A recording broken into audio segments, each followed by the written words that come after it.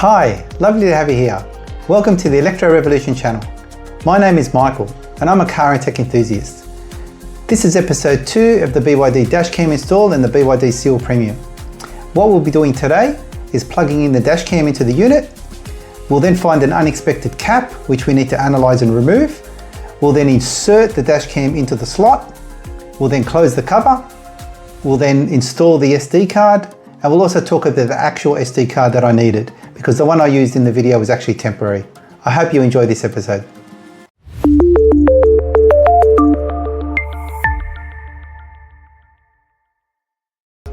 We'll plug this in.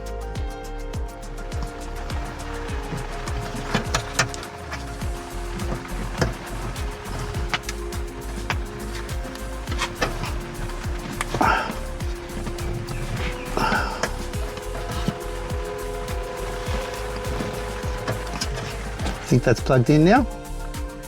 It's hard to tell because there's not even a soft lock. And now from here, we'd be plugging it in right here, and there's a hole entry here. There's something different here.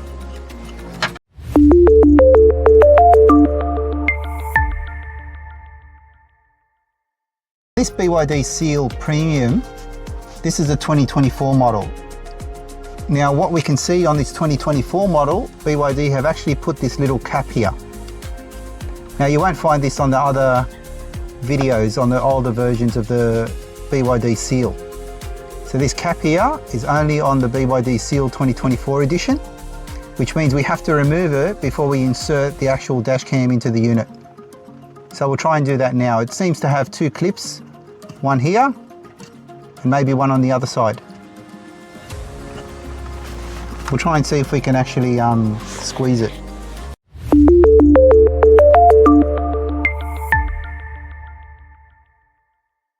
This BYD Seal Premium, this is a 2024 model.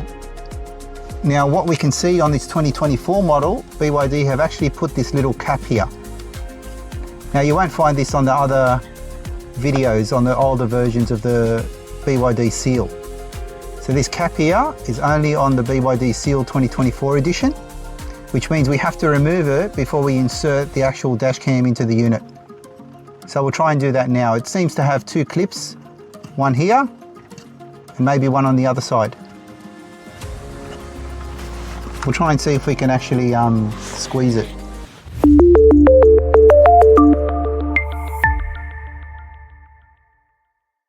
What we see here is this BYD Seal is a 2024 edition, and this is new.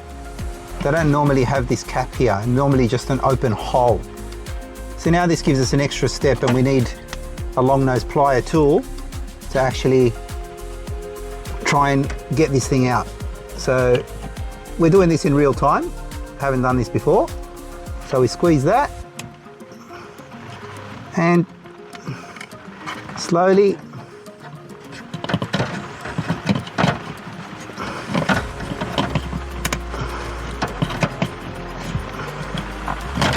pops out.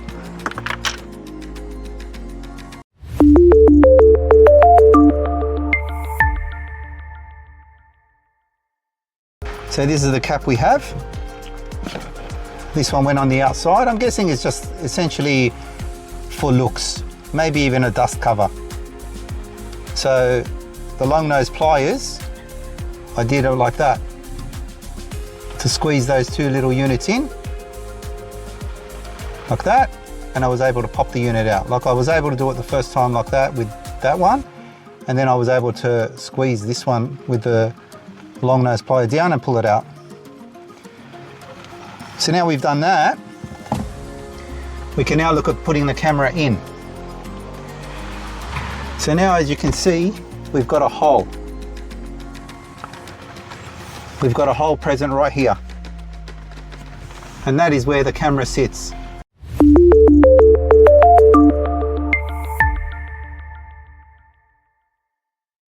Now, what we have here is the camera that's fully connected.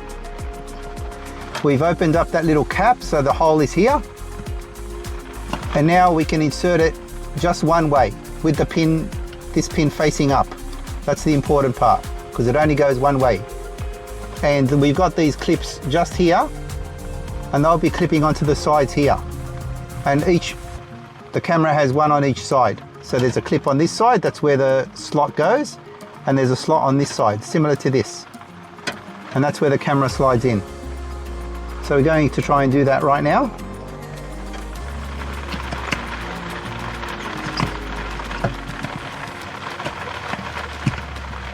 Like that.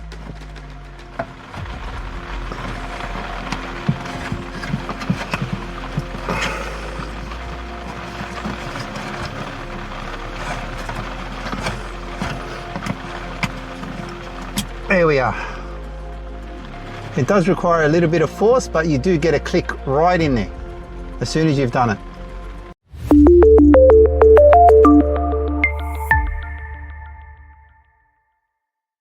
So now it's in there, we can look, and right from there we see the dash cam.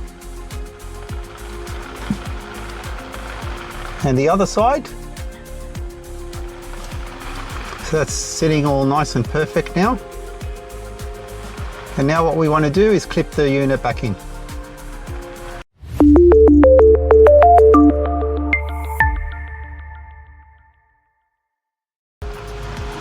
So now we're just clipping the unit back in. As I said earlier, we've got to make sure there's these ditches here for these particular cables. We don't want to crimp the cables, very important. So we've got one ditch there and one ditch here. So it's very important we make sure we're not interfering with any of these cables. And so far, clip like that, all done. It's nice and solid. So if we look at this side, it's all clipped in. And the camera that side.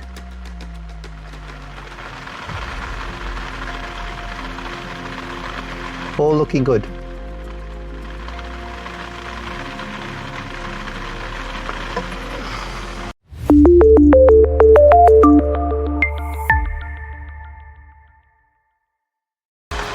Okay, now this is under the center console. We've got the USB ports. These are essentially charging ports. They do have data on them, of course. You can put a USB stick in there and it shows up on the USB port within the car. This one here is a charging port only, and this one here is the SD card. Now to use the camera, the dash cam, you do need an SD card. The one I'm using today is just temporary. The specific one you can use. The best ones to use are the ones that are built for dash cams. Now I will provide details on that and where you can get them from. But for the moment, we're just going to plug this in.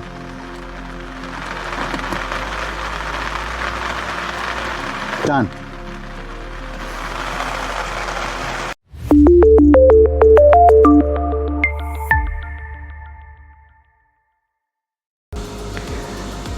So this is the high endurance card, SD card that SanDisk make.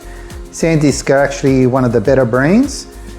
This particular one, as you can see, is $45.